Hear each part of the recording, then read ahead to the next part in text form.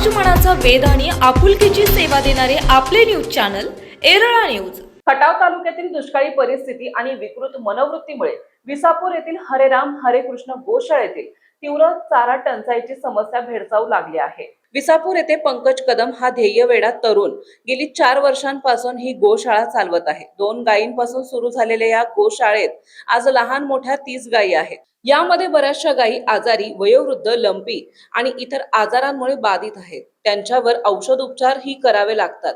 या गायी पावसाळ्यामध्ये गोशाळेत असतात, तर पाऊस बंद झाल्यानंतर हिवाळा आणि उन्हाळ्यात रामेश्वर डोंगरावरती चराऊ रानांमध्ये चरण्यासाठी जातात। यंदा रामेश्वर डोंगरवरती गायींना 100 एकरापेक्षा जास्त चराऊ घेतले होते।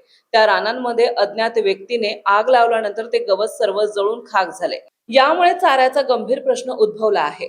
सध्या गोशाळेतील गायींना दररोज किमान सकाळ आणि संध्याकाळी 60 पेंडी कडब्याची वैरण लागते आणि इतर हिरवा चारा उपलब्ध नसल्याने आणि सध्या उन्हाळा कडक असल्यामुळे चाऱ्याचा प्रश्न अवघड झालाय। समाजातील दानशूर गोसेवकांनी नागरिकांनी गायीच्या चाऱ्यासाठी पुढाकार घ्यावा आणि कोणत्याही स्वरूपात मदत करावी, अशी अपेक्षा गोशाळेचे संयोजक पंकज कदम यांनी केली आहे। एरळा न्यूज साठी प्रतिनिधी प्राध्यापक KB जाधव। आपल्या भागातील महत्त्वाच्या बातम्या पाहण्यासाठी आजच आमच्या एरळा न्यूज चॅनलला YouTube वर सबस्क्राइब करा आणि बेल आयकॉन प्रेस करा।